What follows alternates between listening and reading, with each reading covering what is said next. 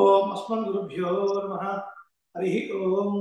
ఆపదామపహర్తారం దాతారం సర్వసంపదాం లోకాభిరామం శ్రీరామం భూయో భూయో నమామ్యహం.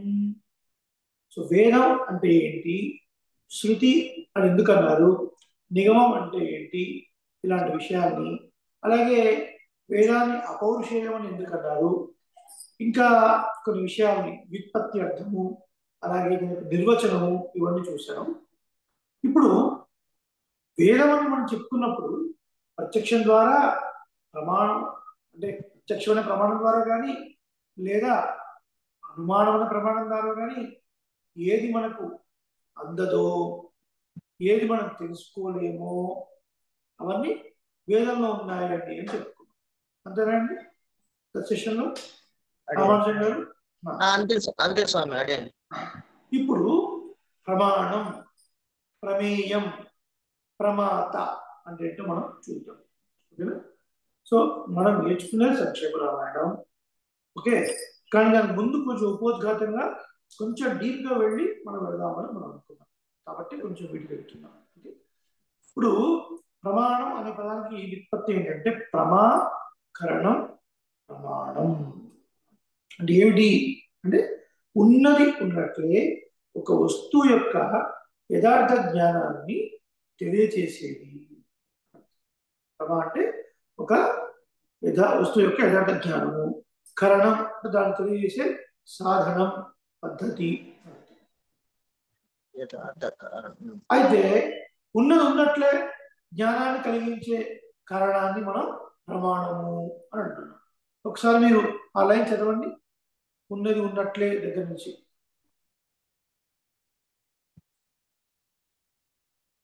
రామానుజన్ గారు. అడిగాను స్వామి. అక్షరాలు చాలా చిన్నగా ఉన్నాయి స్వామి. మీరు మీ స్క్రీన్లో ఇలా మీరు పెద్ద చేసుకోవచ్చు అనుకుంటాను. నేను చేయనా? అడిగాను, రొటేట్ చేశాను. ప్రమాణము ఉత్పత్తి, విగ్రహవాక్యము, ప్రమా అంటే కారణము, ప్రమాణం, ప్రమాణము, ప్రమేయము, ఇవి వీటి గురించి ఉంది స్వామి ఇక్కడ. ఇప్పుడు లాస్ట్ నుంచి రెండో లైన్ పూర్తి చదవండి. రెండో లైన్ అది ఉన్నది ఉన్నట్లే జ్ఞానమును కలిగించే కారణమును ప్రమాణము అంటారు. ఓకేనండి. ఉన్నది ఉన్నట్లే మనకు జ్ఞానం కలిగించేదాన్ని మనం ప్రమాణం అని అంటారు. దానికి సంబంధించిన వ్యుత్పత్తి అర్థాలు, విగ్రహ వాక్యాలు కూడా ఉన్నాయి. సెషన్ ఎలాగో రికార్డ్ అవుతుంది కాబట్టి రికార్డ్ అయినప్పుడు మీరు దానిలో పాస్ చేసుకుని రాసుకున్న వాళ్ళు రాసుకోవచ్చు. Next slide.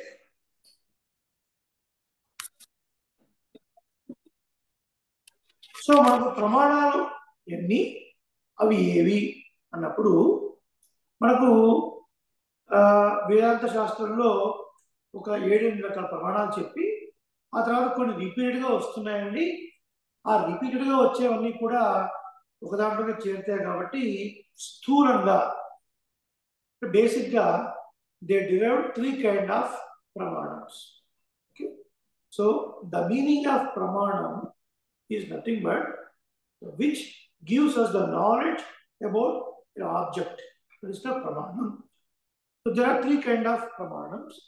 ఏమిటవి అంటే మీరు చెప్పండి. ప్రత్యక్షము, అనుమానము. ముందు ప్రత్యక్షం చెప్పండి. ప్రత్యక్షము వస్తువులను వాటిలోని శబ్ద, స్పర్శ, రూప, రస, గంధము వీటిని గ్రహించు ఇంద్రియములను ప్రత్యక్ష ప్రమాణము అనవలెను. అనగా ఇంద్రియాల ద్వారా మనము ఒక వస్తువు యొక్క జ్ఞానము పొందటము ప్రత్యక్షము.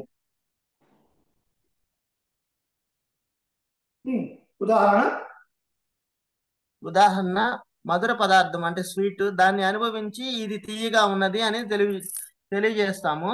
రసేంద్రియము అనగా నాలుక ప్రమాణము, మధుర పదార్థ ప్రమేయము. సో మనకు 3 రకాల ప్రమాణాలు ఉన్నాయి అన్నా. ప్రత్యక్షము, అనుమానము, శబ్దము అని.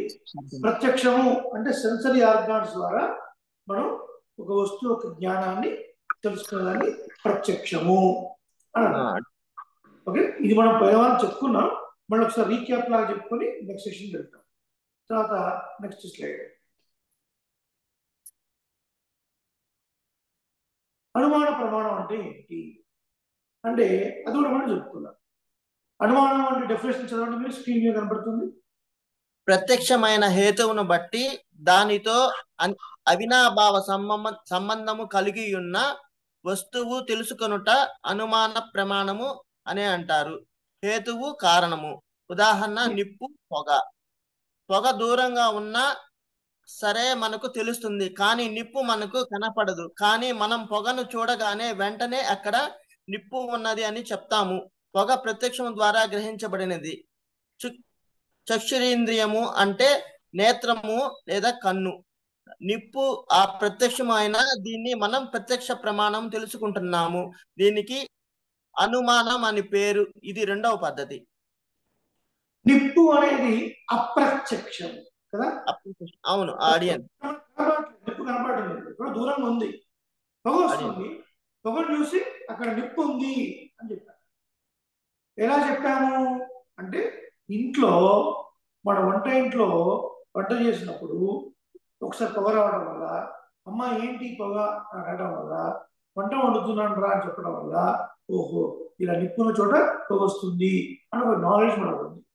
ఉండడం వల్ల ఒకదాన్ని చూసి ఇంకో దాన్ని మనం దానికి సంబంధాన్ని బట్టి ఇది అక్కడ నిప్పు ఉందండి అంటారు.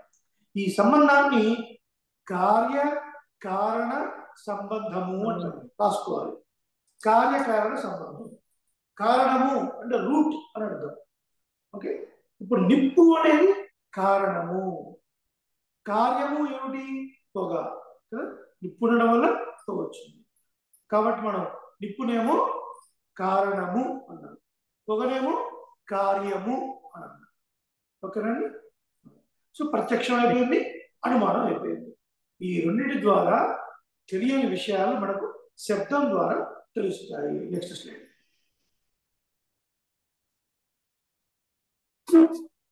ఇప్పుడు శబ్ద ప్రమాణం చదవండి. శబ్దము లేదా శబ్ద ప్రమాణము.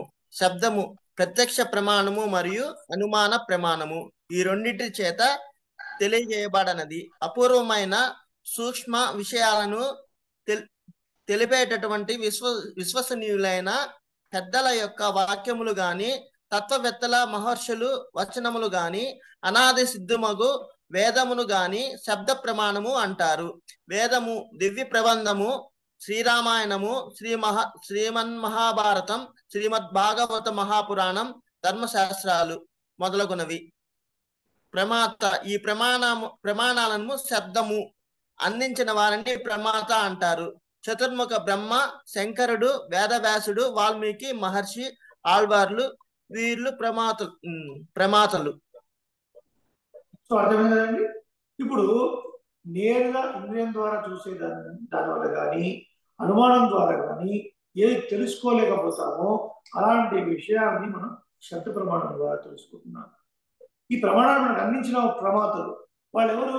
వాళ్ళని ఆప్తులు అంటారు. ఆ ఋషులని ఆప్తులు. ఆప్తవాక్యం అంటే ఏంటి? ఆప్తులు అంటే రిలేటివ్స్, బంధువులు అర్థం కాదు. మన బంధువులు ఎప్పటిదాకా ఉంటారు? మనకు వాళ్ళకు సంబంధాలు బాగుండడం సేపు బాగుంటారు కదా. మీరు 10,000 అడిగారు అనుకోండి, కొంచెం టైట్ ఉందండి, కొంచెం కష్టం అండి అన్నారు అనుకోండి, కదా మీకు మాకు బంధుత్వం లేదు, అయిపోయింది. నేను డబ్బు అడిగినప్పుడు మీరు డబ్బు ఇస్తేనే బంధుత్వం, మీరు మా ఇంటికి వచ్చినప్పుడు మీకు మర్యాద చేస్తేనే బంధుత్వం, ఒకరు అవసరం ఇంకొక అవసరం ఉంటేనే బంధుత్వం. ఇలా అవసరాన్ని బేస్ చేసుకొని నడుస్తుంది మన బంధుత్వం. ఆప్తులు అంటే అది కాదు అర్థం. ఆప్తులు అంటే మహర్షులు అర్థం. ఎవరిని ఆప్తులు అనాలి అంటే ఒక వస్తువును, ఒక తత్వాన్ని యథార్థంగా వాళ్ళు ఏం చూశారో, వాళ్ళు ఏం తెలుసుకున్నారో దాన్ని, ఆ చూసిన దాన్ని, ఆ తెలుసుకున్న దాన్ని యాజ్ ఇట్ ఈస్ గా మనకు అందించిన వారు ఆప్తులు అనబడతారు. అర్థమైందండి? వాళ్ళు మహర్షులు తపస్సు ద్వారా వాళ్ళు ఏం తెలుసుకున్నారో, ఏం దర్శించారో దాన్ని యాజ్ ఇట్ ఈస్ గా మనకు అందించిన వారు కాబట్టి ఆప్తులు. ఇంకొకళ్ళ ప్రయోజనం కోసం, ఇంకొకళ్ళ మెప్పు కోసం దాన్ని మార్చి, దాన్ని ఇడిదిప్పి చెప్తే వాళ్ళు ఆప్తులు కారు కదా. కాబట్టి వేదం ప్రమాణం, శబ్ద ప్రమాణం మహర్షులు మనకు అందించారు. అలాగే శ్రీరామాయణము, మహాభారతము ఇవన్నీ ఇతిహాసము, ప్రమాణములు. వీటిని అందించిన వారు ప్రమాత. ఉదాహరణకి వాల్మీకి మహర్షి ప్రమాత. ఆయన ఏమందించారు మనకు? శ్రీమద్ రామాయణం. శ్రీమద్ రామాయణం అందించారు. వ్యాస మహర్షి ప్రమాత. ఏమందించారు మనకి? శ్రీమద్ మహాభారతం. మహాభారతం అందించారు. తర్వాత ఆళ్వార్లు కూడా ప్రమాతలే. ఆళ్వార్లు మనకు దివ్య ప్రబంధాన్ని అందించారు. ఇవన్నీ శబ్ద ప్రమాణ కిందకి వస్తాయి అన్నమాట. తర్వాత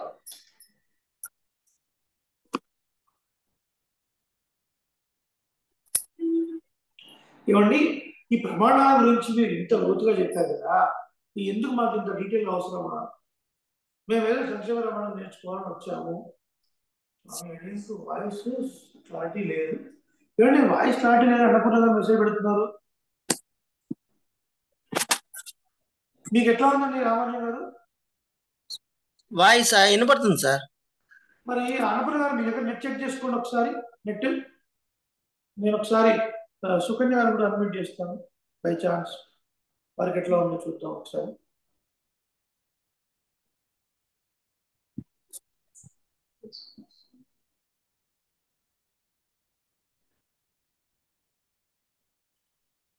సుకన్య గారు మీరు అడ్మిట్ చేసుకోండి.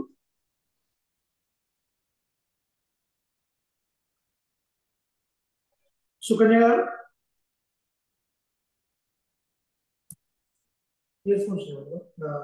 స్వామి ఇంత ముందు క్లాసులు అంత క్లియరెన్స్ అయితే లేదు స్వామి. Okay okay. ఇంతకు ముందు ఇయర్ ఫోన్స్ ఒక్క షై ట్రై ఇయర్ ఫోన్స్ స్వామి ఆ ఇన్పుట్ దీన్ని సపోర్ట్ చేయాలి. ఇయర్ ఫోన్స్ ఉంటాయి. జస్ట్ 1 మినిట్ అండి చూద్దాం. ఇయర్ ఫోన్స్ ట్రై చేద్దాం.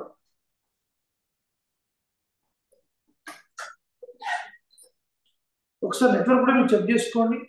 నెట్వర్క్ ఇష్యూ ఉన్నా కూడా వాయిస్ క్లారిటీ రాదు.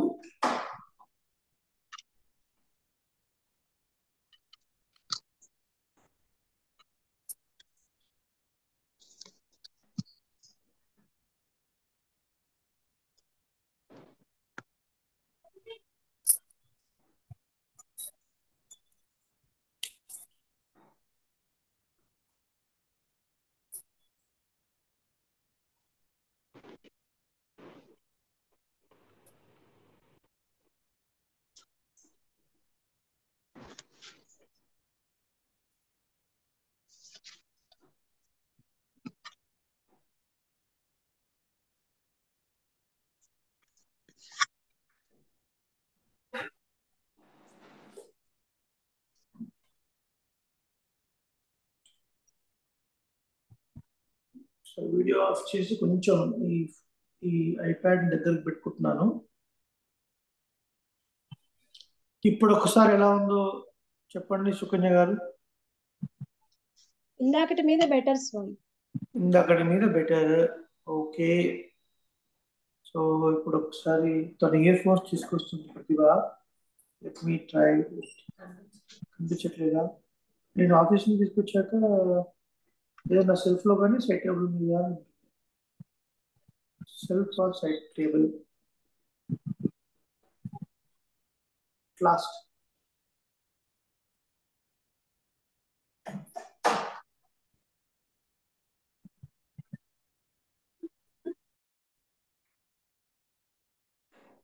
అయితే మరి సంక్షేప రామాయణం మేము నేరుగా నేర్చుకోవాలి అనుకున్నాము. ఇవన్నీ మాకు ఇంత డీటెయిల్గా ఎందుకు చెప్తున్నారు అంటే దానికి కొన్ని కారణాలు ఉన్నాయి. ఎందుకు అంటే ముందు ఫండమెంటల్స్ అన్ని మనకు సరిగ్గా ఉండాలి. ఆ ఫండమెంటల్స్ అన్ని బాగా ఉన్నప్పుడు మనం నేర్చుకునే జ్ఞానం అది ఎక్కువ కాలం ఉంటుంది.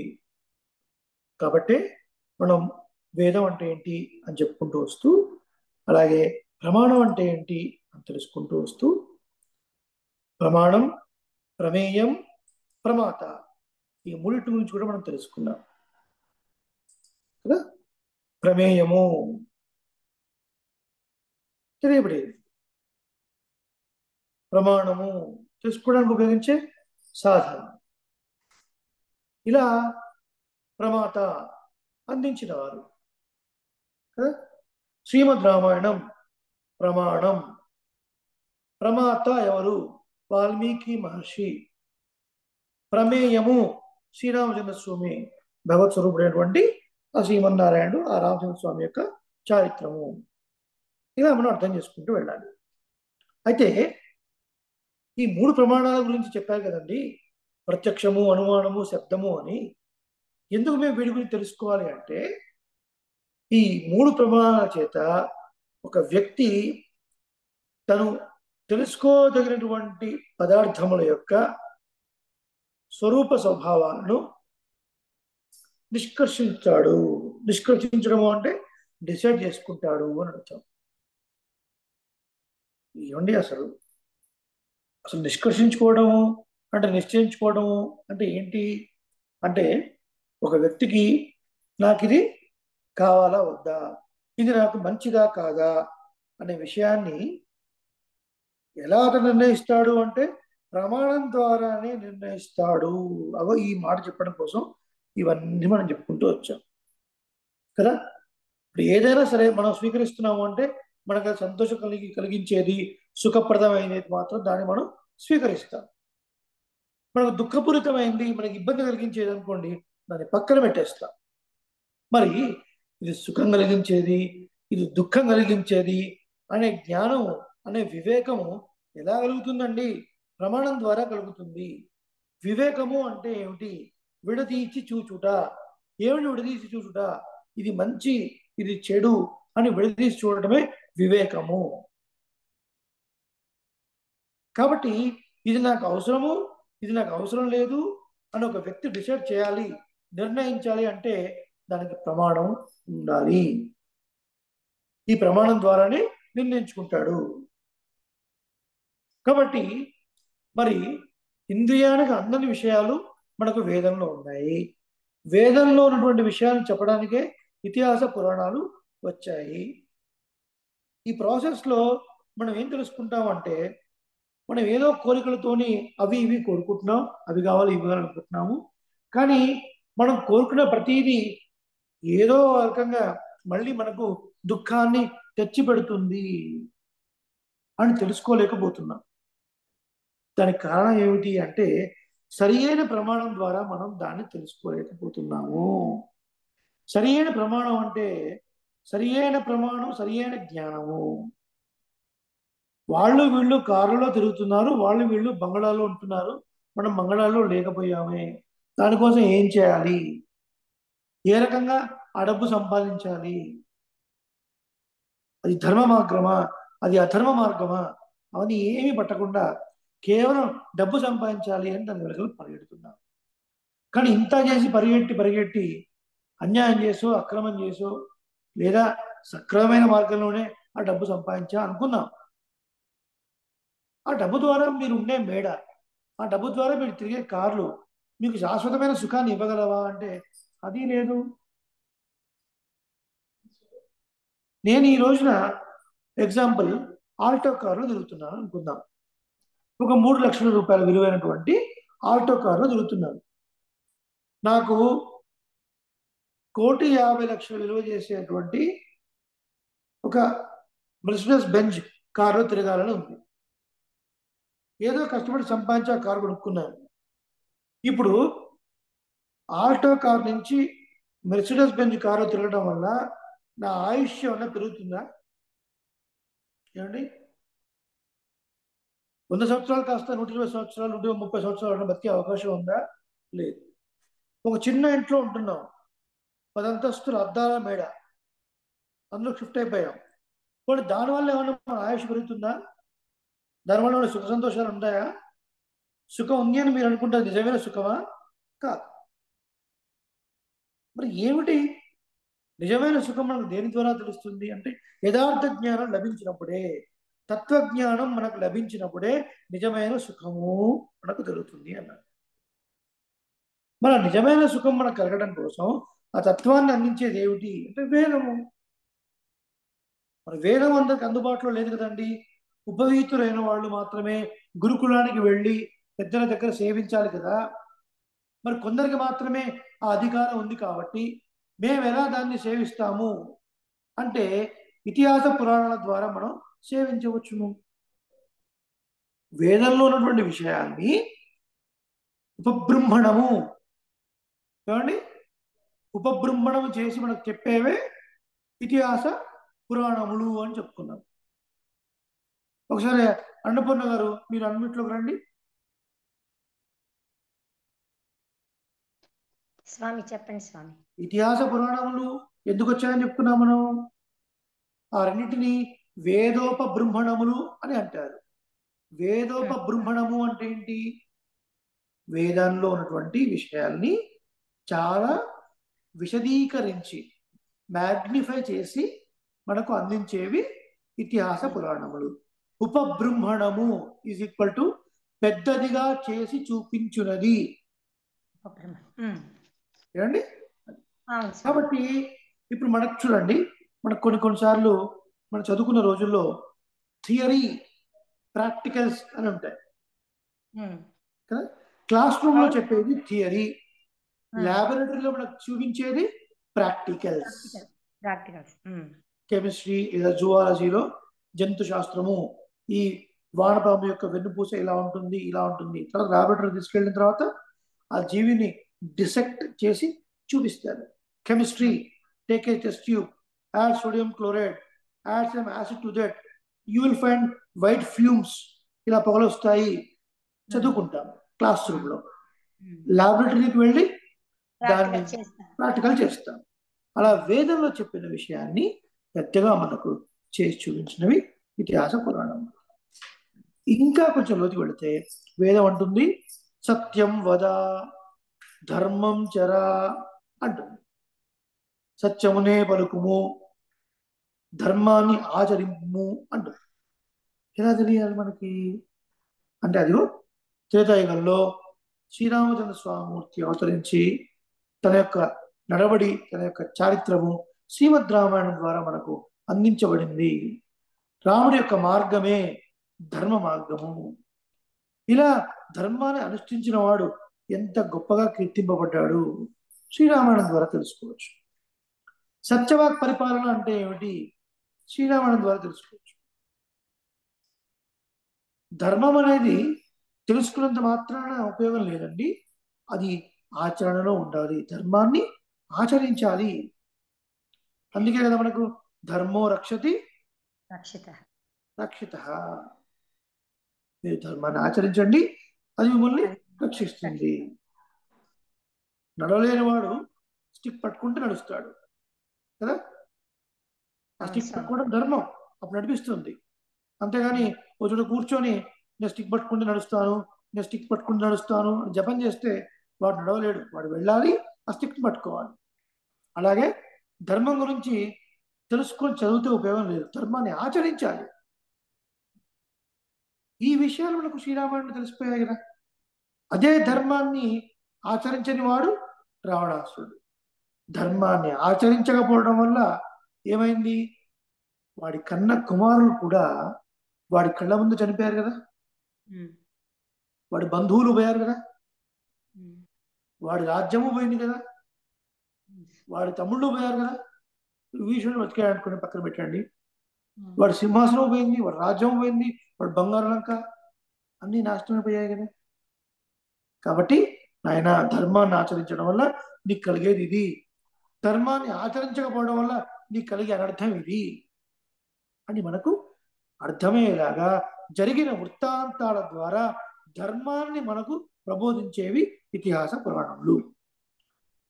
ఇతిహాసము అంటే ఇది ఇలాగే జరిగినది అని మనకు చెప్పేది. ఇతిహాసంలో ఏంటండి? ఇతిహాసంలో మనకి ఎన్ని అన్నిటికి వెళ్ళిపోయినట్టున్నారా? మళ్ళీ వారికి ఏదో ప్రాబ్లం వచ్చింది అనుకుంటాను. సరే, ఈసారి నేను సార్వణి గారికి అన్మ్యూట్ చేస్తున్నాను, మీరు మాట్లాడండి. సార్వణి గారు, సార్వణి అన్మ్యూట్. సెషన్లో ఉన్న వాళ్ళు యాక్టివ్గా ఉండాలి, సో దట్ మీరు వారు అన్మ్యూట్ చేసుకోలేదు. వాళ్ళు ఎవరున్నారు అన్మ్యూట్ చేసుకున్నారు? స్వామి చెప్పండి. ఇతిహాసములు ఎన్ని? 2 స్వామి. చెప్పండి ఏంటవి? శ్రీమద్ రామాయణము,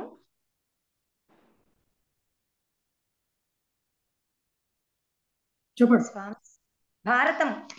ఓకే. శ్రీమద్ రామాయణము ఏ యుగంలో మనకు లభించినది? త్రేతాయుగం స్వామి. దాన్ని అందించిన మహర్షి వాల్మీకి మహర్షి. మా శ్రీ మహాభారతం ఏ యుగంలో? ద్వాపర యుగం. దాన్ని అందించిన మహర్షి ఎవరు? వ్యాస భగవానులు. వ్యాస భగవానుడు. బాగుంది. కాబట్టి ఈ 2 ఇతిహాసాల ద్వారా మనకు వేదంలో ఉన్నటువంటి అనేకమైనటువంటి నిగూఢమైన అర్థాలన్నీ కూడా దీని ద్వారా వాళ్ళ యొక్క చరిత్ర ద్వారా మనకు తెలుస్తున్నది అని చెప్తున్నాను.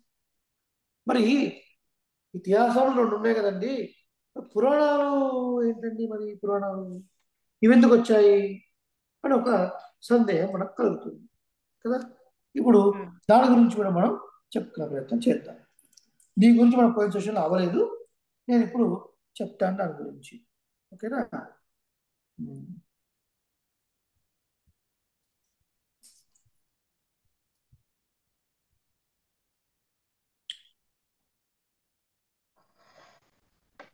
మీకు స్క్రీన్ డిస్ప్లే అవుతుందా అండి? వైట్ బోర్డు లేదు స్వామి. ఇప్పుడు కనిపిస్తోంది. ఇప్పుడు కనిపిస్తుంది. బాగుంది. సో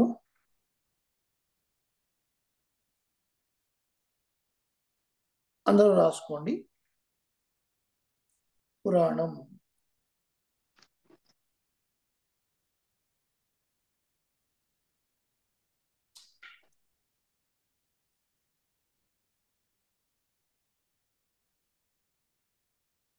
చెప్పండి. పురా ప్లస్ అపి ప్లస్ అపి. అపి పురా ప్లస్ అపి ప్లస్ నవం. ప్లస్ నవం.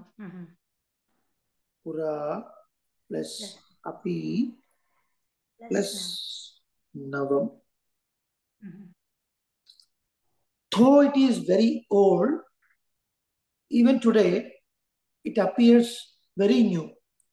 చాలా పురాతనం అయినప్పటికీ కూడాను ఇప్పటికీ కొత్తగా అవుపిస్తుంది, కాబట్టి దాన్ని పురాణం అన్నారు. ఇది ఒక అర్థం. ఇంకొకటి, ఇప్పుడో కొన్ని లక్షల కోట్ల సంవత్సరాల క్రితం జరిగినప్పటికీ కూడాను అందులో చెప్పబడినటువంటి విషయాలు, ఆ ధర్మాలు ఇప్పటికీ కూడా మనకు ఆచరణీయము. అది ఇంకొక అర్థం. అయితే మరి ఇతిహాసం ఏమో నడుస్తూ ఉన్నప్పుడే లిఖింపబడినది కదండి.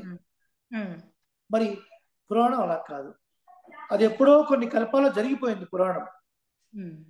ఆ జరిగిపోయిన దాన్ని వ్యాస మహర్షి తన యొక్క యోగ జ్ఞానం చేత దర్శించి వాటిని సంకలనం చేశాడు, కంపైల్ చేశాడు.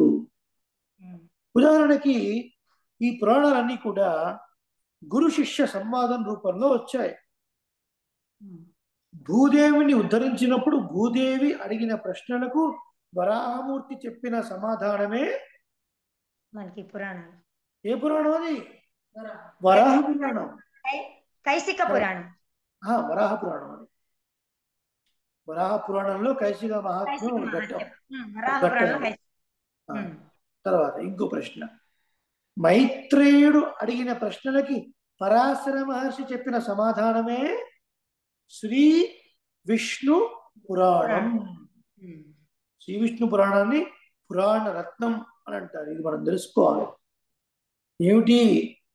వేదేషు పౌరుషం సూక్తం, ధర్మశాస్త్రేషు మానవం, భారతే భగవద్గీత, పురాణేషు చ వైష్ణవం అని మనకు ప్రమాణం.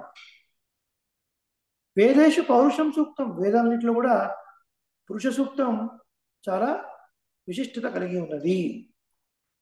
ధర్మశాస్త్రేషు మానవం, ధర్మశాస్త్రాల్లో మణిధర్మశాస్త్రం గొప్పది. భారతే భగవద్గీత, మహాభారతంలో భగవద్గీత, అలాగే విష్ణు సహస్రం, ఈ రెండు విశిష్టమైనవి. అలాగే పురాణాల్లో శ్రీ విష్ణు పురాణం పురాణ రత్నం. మంత్ర రత్నము అని దేనికి పేరు? మంత్రరత్న ద్వయమంత్రానికి స్వామి. ఎగ్జాక్ట్లీ, ద్వయమంత్రానికి మంత్ర రత్నము అని పేరు. అలాగే శ్రీ విష్ణు పురాణానికి పురాణ రత్నము అని పేరు. స్తోత్రాల్లోకెల్లా గొప్ప స్తోత్రం ఏమిటి? ఆళవందార స్తోత్రం. ఎగ్జాక్ట్లీ,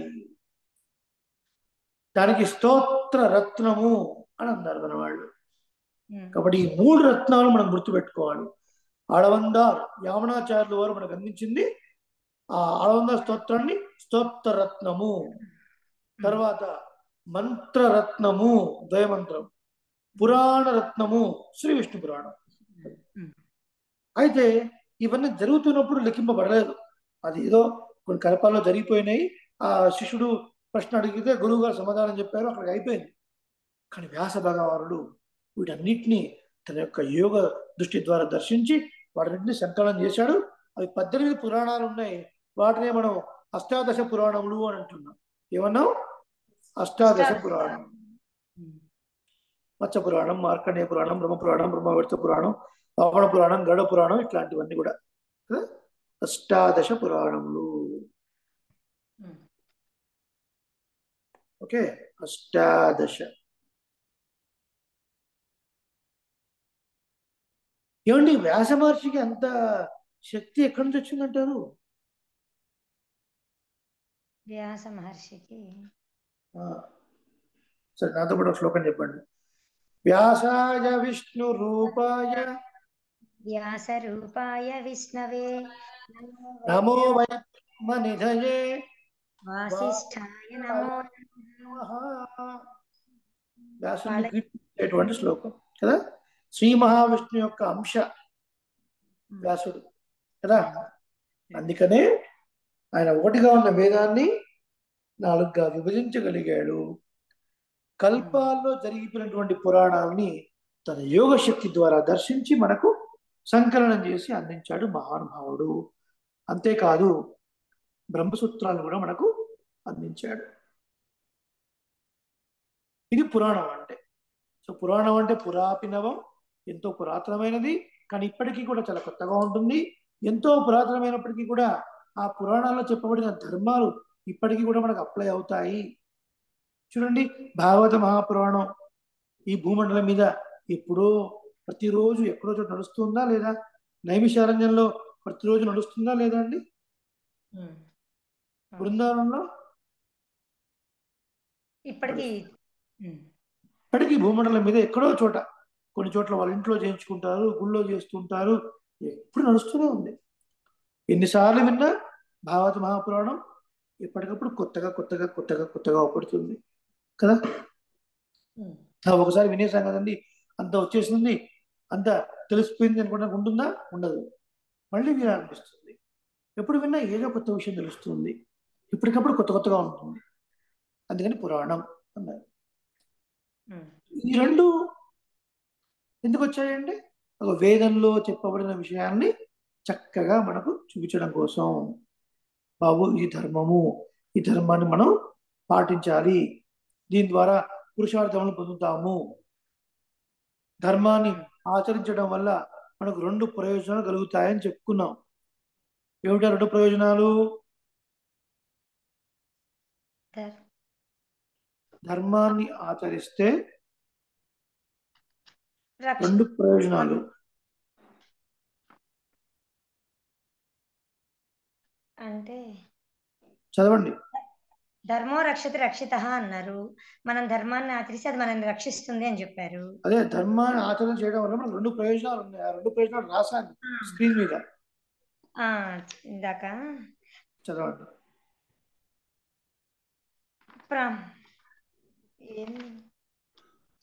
స్క్రీన్ కనబడుతుందా మీకు?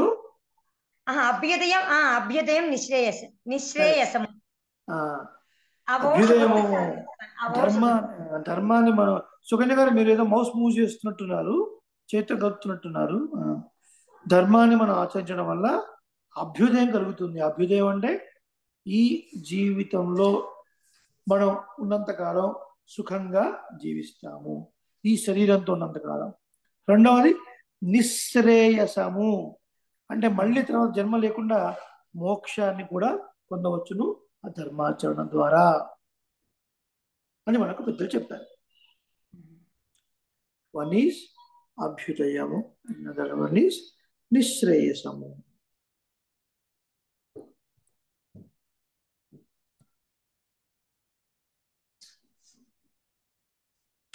అభ్యుదయం,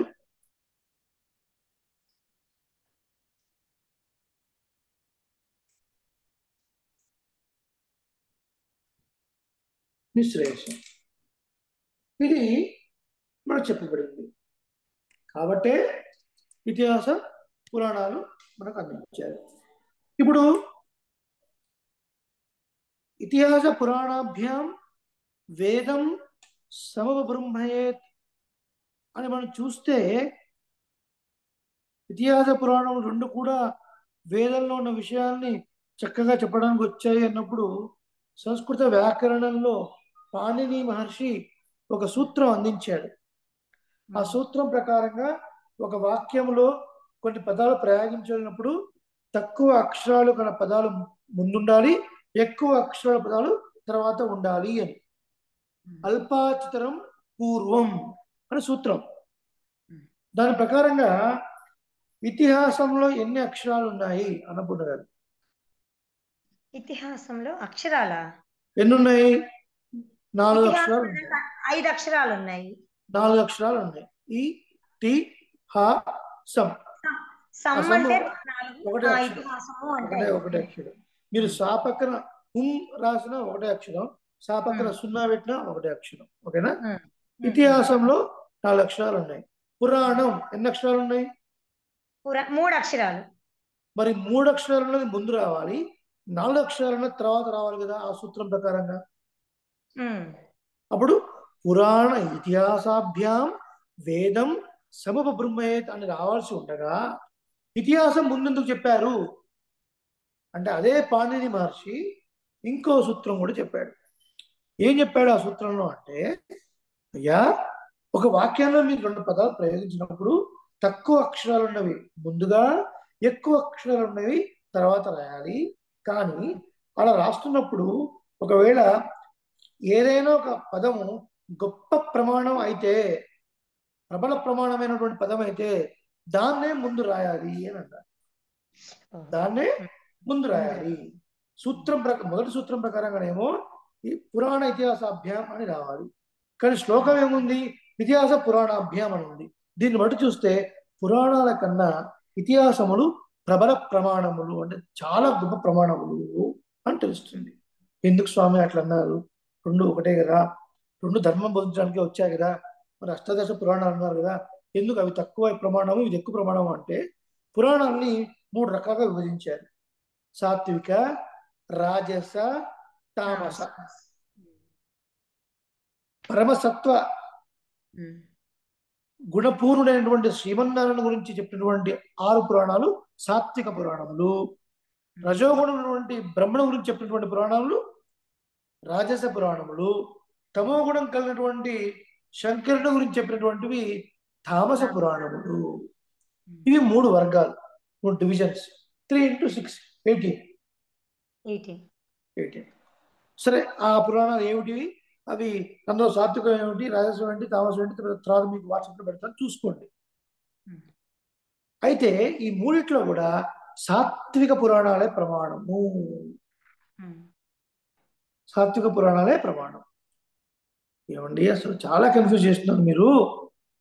ప్రమాణం అని చెప్పిన తర్వాత మళ్ళీ ఇందులో 3 డివిజన్స్ ఏంటి, మళ్ళీ అందులో ఇది గొప్పతనం ఏంటి, ఎందుకు మరి? మళ్ళీ అలాంటప్పుడు రాజస పురాణాలు తామస పురాణాలు వ్యాస మహర్షి ఎందుకు అందించాడు అన్న ప్రశ్న వస్తుంది. చూడండి, పురాణాలన్నీ కూడా గురు శిష్య సంవాద రూపంలో వచ్చాయి కదండి. ఇప్పుడు ఎట్లా వీటిని వివరించారంటే, ఆ పురాణం ఈ పురాణాలు మొత్తం కూడా బ్రహ్మ చెప్పాడండి. చతుర్ముఖ బ్రహ్మ వివిధ మహర్షులకు చెప్పాడు. వాళ్ళు ఆ తర్వాత వాళ్ళ శిష్యులకు చెప్పుకుంటూ వెళ్ళారు.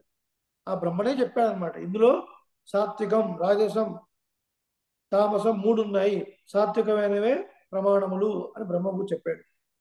ఆయన ఎందుకు వచ్చాయని చెప్తాను, శ్రద్ధగా వినండి అందరూ. ఇది మీకు కొంచెం టఫ్ అనిపిస్తుంది, కానీ ఏం టఫ్ కాదు, ఈజీగా అర్థం అవుతుంది.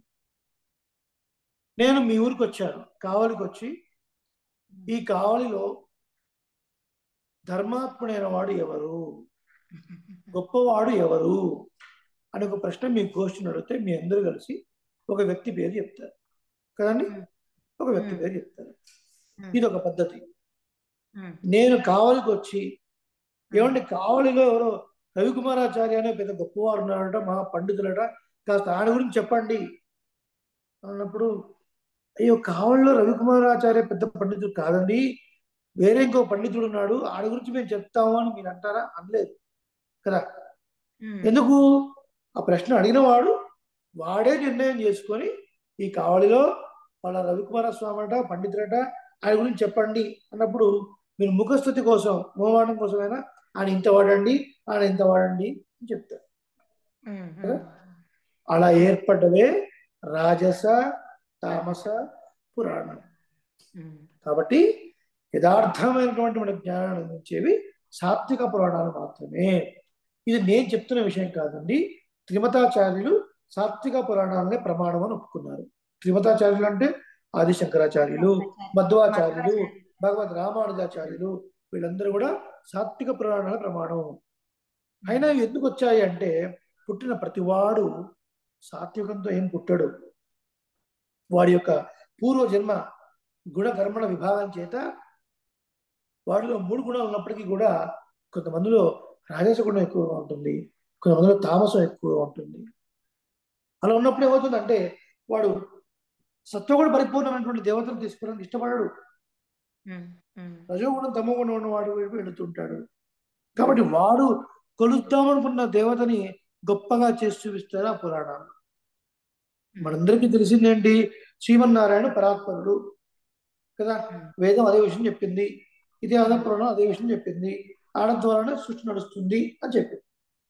కొన్ని పురాణాల్లో ఇంకెవరు ఇతర దేవతల గురించి మనకు చెప్తూ ఉంటారు, ఎవరు శక్తి ఉందని, ఆయన కింద త్రిమూర్తులు ఉన్నారని, అట్లట్లేదు నడుస్తుంది. ఎందుకలా చెప్పారు అంటే, వాడు దేవి ఉపాసకుడు అయినప్పుడు నేను ఉపాసించే దేవతనే చాలా గొప్పది అత్యవసరం వాడికి కలగడం కోసం అలా శిష్య సంవాదము జరిగింది కాబట్టి దాన్ని గొప్పగా చెప్పుకుంటూ వచ్చారు. దీనివల్ల వాడు సనాతన ధర్మంలో ఏదో ఒక దేవతను పట్టుకొని ఉంటున్నాడు కదా కదండి. అలా లేకుండా మీరు ఒకటే పట్టుకోవాలంటే వాడు నాకు నచ్చలేదు అనుకోండి, వాడు అందరం వెళ్ళిపోతాడు. అప్పుడు ఏమవుతుంది, వాడు నాస్తికుడు అయ్యే అవకాశం ఉంది. అందుకని వాడి గురుకర్మల చేత వాడు దేన్నో పట్టుకుంటాడు. తర్వాత ఆచార సమస్య వల్ల వాడికి యథార్థ జ్ఞానం తెలుస్తుంది. ఆ తర్వాత అన్ని దేవతలు అన్ని వరములు ఇవ్వగలరు, కానీ అన్ని దేవతలు ఆ వరాలు ఇవ్వడానికి గల కారణం శ్రీమన్నారాయణుడే. ఆ దేవతలలో కూడా అంతర్యామిగా ఉండి ఆ నారాయణుడే అన్ని వరాలు ఇప్పిస్తున్నాడు అని మనకు గీతా భాష్యం సేవించినప్పుడు, విశ్వరూప సందర్శనం సేవించినప్పుడు, బ్రహ్మసూత్రాలు సేవించినప్పుడు, ప్రబంధాలు సేవించినప్పుడు తెలుస్తుంది కదా. ఇప్పుడు యథార్థమైన ప్రమాణం తెలుసుకోవడానికి ప్రత్యక్షము ప్రమాణం కావటం లేదు, అనుమానము కావటం లేదు, శబ్దమే ప్రమాణం అవుతున్నది. వేద ఇతిహాస ప్రబంధాలే మనకు ప్రమాణం అవుతున్నాయి. కాబట్టి ఇతిహాస పురాణాలు చెప్పి, పురాణాల కన్నా కూడా ఇతిహాసం చాలా గొప్పదైన ప్రమాణము అని చెప్పారు. ఇంకొక ఎగ్జాంపుల్ చెప్తాను. ఒక పురాణం మీరు చదువుతున్నప్పుడు, గోవర్ధనోత్తర పర్వతాన్ని ఎత్తినప్పుడు ఇంద్రుడు చాలా గొప్పగా వర్షాన్ని కురిపిస్తూ, అలాగే వడగడతో వర్షం కురిపిస్తున్నప్పుడు శ్రీకృష్ణుడు 45 నిమిషాల్లో పరిగెత్తుకుంటూ వెళ్ళి గోవర్ధన పర్వతాన్ని ఎత్తాడు అని ఒక పురాణంలో ఉంది. అదే మహాభారతంలో శ్రీకృష్ణుడు 10 నిమిషాల్లో వెళ్ళి ఆ పర్వతాన్ని ఎత్తాడు అని ఉంది. ఇప్పుడు 45 నిమిషాలు కరెక్టా, 10 నిమిషాలు కరెక్టా? ఏది కరెక్ట్? 10 నిమిషాలు కరెక్ట్. ఎందుకు 10 నిమిషాలు ఎందులో ఉంది? మహాభారతంలో ఉంది. మహాభారతం ఏమిటి? ఇతిహాసం. ఇతిహాసం మీరు ఎక్కడో పురాణం చదివారు, పురాణం కన్నా ప్రబలమైన ప్రమాణం, స్ట్రాంగెస్ట్ రిఫరెన్స్ ఏమిటి? ఇతిహాసం. కాబట్టి ఆ కన్ఫ్లిక్ట్ వచ్చినప్పుడు, ఏదైనా ఒక విషయంలో పురాణంలో ఇతిహాసంలో మీరు సేవిస్తున్నప్పుడు కొన్ని కాన్ఫ్లిక్ట్స్ వచ్చినప్పుడు ఏది యథార్థం అంటే ఇతిహాసంలో ఉన్నదే యథార్థము. అర్థమైందండి? అర్థమైంది స్వామి. ఇలా మనకు ఇతిహాస పురాణాల విభాగం ఉంది. మరి ఇతిహాసాల్లో కూడా రెండు ఇతిహాసాల్లో కూడా ఇతిహాస శ్రేష్టము అని మనకు శ్రీమద్ రామాయణాన్ని చెప్తున్నారు. ఇది కూడా బాగుందండి. మరి ఇతిహాస శ్రేష్టం అని ఎందుకు అన్నారు? అసలు శ్రీరామాయణం ఈ భూమండలం మీద ఎలా వచ్చింది? ఎందుకు శ్రీమన్నారాయణుడు దీన్ని ప్రవర్తింపచేయాలనుకున్నాడు? దీన్ని పఠించడం వల్ల మనకి ఏమిటి ఉపయోగాలు అన్న విషయాన్ని రేపు మనం చూడబోతాం. అప్పుడు మాత్రమే సంక్షేప రామాయణ యొక్క గొప్పతనము, సంక్షేప రామాయణం యొక్క విలువ మీకు తెలుస్తుంది. అందరినీ అన్మ్యూట్ చేస్తున్నాను. సందేహాలు ఏమైనా ఉన్నాయా? క్విక్ 2 నిమిషాల్లో. యదక్షర పద భ్రష్టం మాత్ర హీనం భవేద్ తత్సర్వం క్షమ్యతాం దేవ నారాయణ నమోస్తుతే. కాయేన వాచా మనసేంద్రియైర్వా బుద్ధ్యాత్మనా వా ప్రకృతే స్వభావాద్ కరోమి యద్యత్ సకలం పరస్మై నారాయణాయేతి సమర్పయామి. సర్వం శ్రీకృష్ణార్పణమస్తు. అందరికి అన్మ్యూట్ చేశాను. సందేహాలు ఏమైనా అడగండి.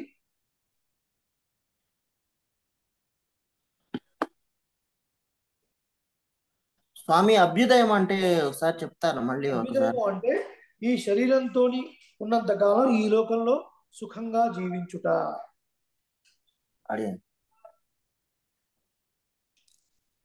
అడియన్ స్వామి. ఇంకెవరైనా?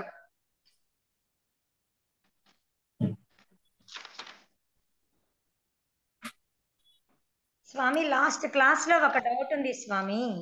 అడగండి స్వామి. మరి ఇప్పుడు శృతి అంటే మామూలుగా అది వినబడేది కాబట్టి అది శృతి అన్నారా కదా?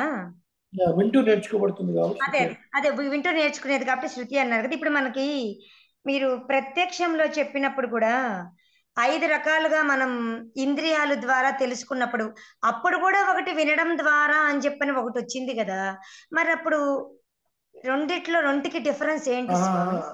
అది జ్ఞానేంద్రియం అండి. ఆ వినడం అనేది జ్ఞానేంద్రియం. అంటే చెవుల ద్వారా, ఈ చెవుల ద్వారా మనం వింటూ ఒక విషయాన్ని మనం గ్రహిస్తున్నాము అని అర్థం. వేదం అని చెప్పినప్పుడు ఏం చెప్పాము? శృతి అని చెప్పినప్పుడు ఏం చెప్పాము? అంటే ఈ ప్రత్యక్షం ద్వారా గ్రహించలేని విషయాల్ని అందులో మనం తెలుసుకుంటున్నాము. అలా ఒక ఋషి దర్శించి దాన్ని వాళ్ళ శిష్యులకు చెప్పాడు. అది అలా వింటూ నేర్చుకోబడింది కాబట్టి దాన్ని శృతి అన్నాము అని చెప్తున్నాం అన్నమాట. అర్థమైంది సార్. ఇంకేమైనా సందేహాలు?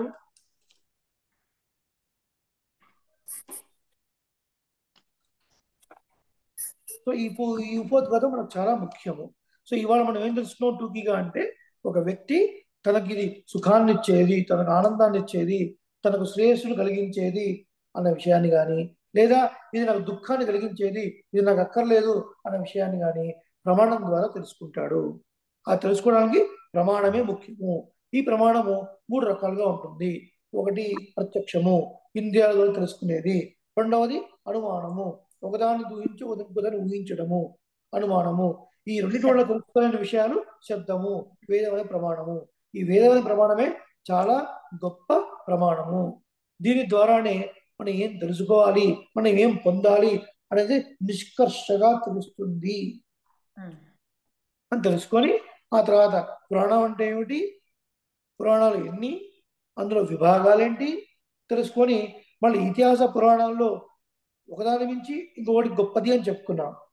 ఆ రెండింటిలో కల్లా ప్రబల ప్రమాణము పురాణం కన్నా ఇతిహాసమే ప్రబలమైన ప్రమాణము అని చెప్పుకున్నాం. రేపటి రోజున మరి శ్రీమద్ రామాయణాన్ని ఇతిహాస శ్రేష్టము అని ఎందుకన్నారు, ఆ శ్రీమద్ రామాయణము ఎందుకు మన లోకంలోకి వచ్చింది, దానికి ఏమిటి, దానికి బ్యాక్గ్రౌండ్ ఏమిటి, అవతారిక ఏమిటి, ఊరికే రాదు కదండి. ఏ విషయమైనా ఊరికే రాదు. శ్రీ వెంకటేశ్వర స్వామి కలియుగంలో ఆ కొండపైన ఉన్నాడు అంటే ఊరికే వచ్చాడు కదా, టక్మని వచ్చేసాడా? రాలే కదా. భృగు మహర్షి ఆయన వెళ్ళి పరీక్షించడం త్రిమూర్తులను, ఆ తర్వాత ఆయన తల్లటము, ఈయన సేవ చేయటము, ఆయన కిందికి రావటము, మహాలక్ష్మి అమ్మ చాలా తతంగం అంతా నడిచింది. కాబట్టి శ్రీమద్ రామాయణం ఎలా వచ్చింది ఈ భూమండలం మీదకి, ఎందుకు నారాయణుడు మన మీద కృప చూపించాలని అనుకున్నాడు, ఈ విషయాలు మాత్రం రేపు తెలుసుకుంటాం. అడిగేం సార్. మంగళాశాసన పరైః మదాచార్య పురోగమైః సర్వైశ్చ పూర్వైరాచార్యైః సత్కృతాయాస్తు మంగళం. సమస్త సన్మంగళాన్ని భవంతు. రేపటి రోజు మళ్ళీ కలుద్దాం. రామానుజ జయ రామానుజ జయ రామానుజ జయ రామానుజ. స్వస్తి.